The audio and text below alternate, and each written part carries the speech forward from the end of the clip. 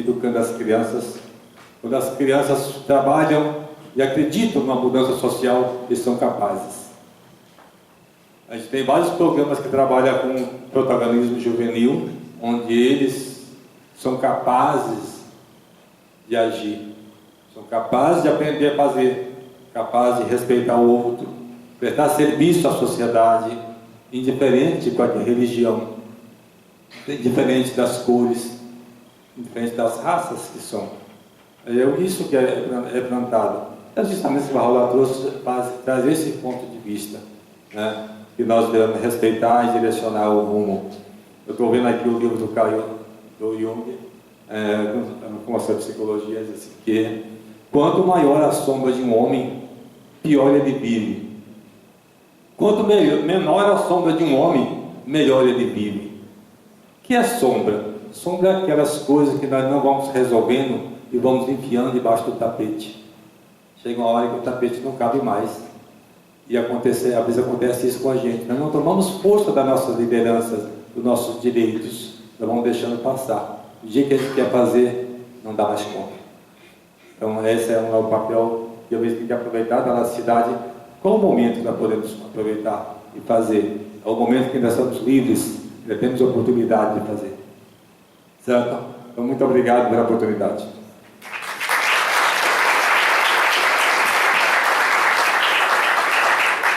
Muito bom a reflexão que o Augusto trouxe, né, sobre observar a natureza para entender que a diversidade é que torna um ambiente saudável. Quando você olha para uma floresta, né, uma floresta saudável, ela não é feita apenas com um tipo de árvore, né? Ela é feita com diferentes tipos de árvore, né, uma fauna e uma flora bem diversa. Então a sociedade saudável também, ela pode se orientar nessa percepção de que uma sociedade saudável é uma sociedade onde existe diversidade e onde cada um aprende com as virtudes do outro, né, os ensinamentos do outro, né. Ele citou alguns casos, né, no caso específico, né, do Irã, né, a laicidade lá ela é quebrada pelo islamismo, né, mas não é isso que faz o islamismo pior do que o outro, não. O que faz é a falta de respeito, a quebra da laicidade. Quando existe a quebra da laicidade, seja lá por qual denominação que seja, isso aí é que é nocivo, pernicioso. Tá? Agora nós vamos convidar o Aldo Freire, né? Ele é o representante da teosofia, né? E na teosofia a percepção científica da prática religiosa ela é bem evidente, né? Então, por favor, Aldo.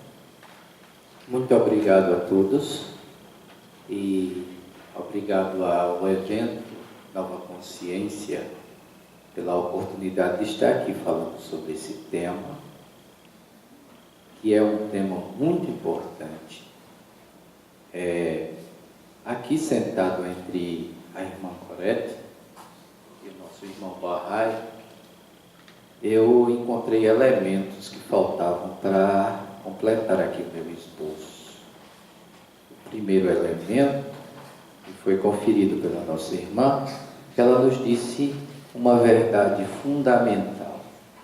Cristo está presente na câmara secreta do coração de todos. Cristo é um princípio. Cristo foi revelado pelo Mestre Jesus em suas peregrinações na Palestina e foi esclarecido como sendo um princípio pelas comunidades gnósticas que o Mestre Jesus formou, porque ele era oriundo destas comunidades. Ele era essênio e também formou a comunidade ofita. Isso está sendo revelado pelas descobertas de Nag Hammadi e das cavernas de Qumran, uma série de manuscritos que estão vindo à tona e que a gente tem que procurá-los e estudá-los. Revelam essa face do Cristo, universal, onipresente, constante em mim e em todos que estão aqui, em todas as expressões de consciência em evolução. E do nosso irmão aqui, eu vou ecoar a pergunta. Minha gente, nós vamos nos tornar um país ambíguo? É isso?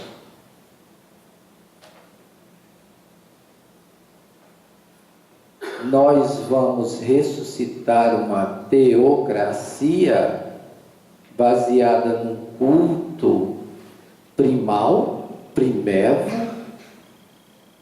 em um Deus ainda ancestral, anímico, e da era touro, lá do passado? É isso? Não. A consciência humana, ela evolui em ciclos. Eu acompanhei com alguma simpatia o colega que há pouco falava na outra mesa, pasmado com essa volta, esse retorno desta onda de pensamento conservador. Nos nossos estudos sobre a evolução da consciência, a Sociedade Teosófica ela promove estudos no campo da espiritualidade, no campo da mente, no campo da religiosidade. Todo e qualquer estudo que favoreça a formação de um núcleo de fraternidade universal é objeto de estudo da Sociedade Teosófica, que se ocupa de uma coisa muito maior que não pertence à Sociedade Teosófica, que se chama Teosofia, que é a sabedoria divina ou a sabedoria eterna, a sabedoria dos deuses, a tradição sabedoria, a antiga grande religião de todas as eras, que está presente em toda parte. Então, esses ciclos, eles sempre voltam historicamente. Eles já se manifestaram antigamente. E, no alvorecer de um ciclo mais auspicioso, nós construímos a laicidade. Fomos nós mesmos que construímos em um outro momento histórico.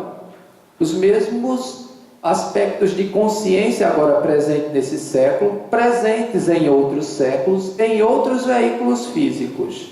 Nós construímos a laicidade. O que é a laicidade? É um processo que resulta do secularismo. O que é o secularismo? É a separação nítida e precisa entre religião e Estado, entre os assuntos do sagrado e os assuntos da política, entre os assuntos que têm a ver com o foro íntimo e espiritual, e o direito de crença de cada ser, e o direito até de descrença, porque ninguém é obrigado a crer ou não crer em coisa nenhuma. Isso é de foro íntimo. E as decisões de Estado, as decisões de uma nação, as decisões políticos e político-partidárias e organizacionais de um Estado. Isso foi uma conquista. Isto aconteceu quando do advento do Estado moderno, depois das revoluções burguesas do século XVIII.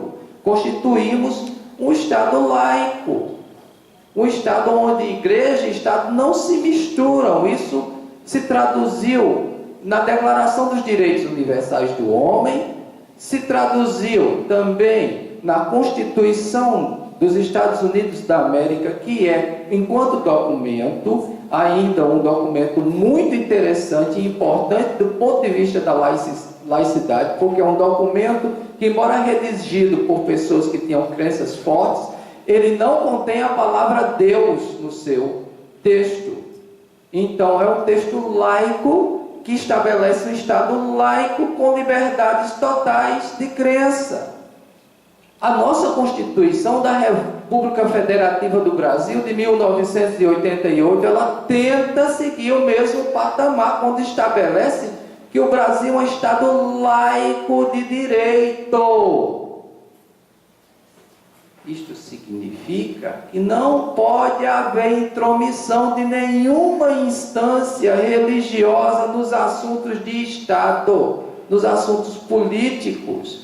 Nós não somos ainda um país ambíguo, nem somos um país teocrático, Nós somos uma nação laica, com liberdade de religião, de expressão e de crença, assegurados pelo documento Constituição da República Federativa do Brasil, 1988, no seu capítulo 5. Vamos abrir mão disso? A decisão é nossa. A laicidade é um direito conquistado. Esse direito inalienável de nós mesmos determinarmos aquilo em que vamos crer e até que ponto vamos crer e até que ponto nossas crenças vão traduzir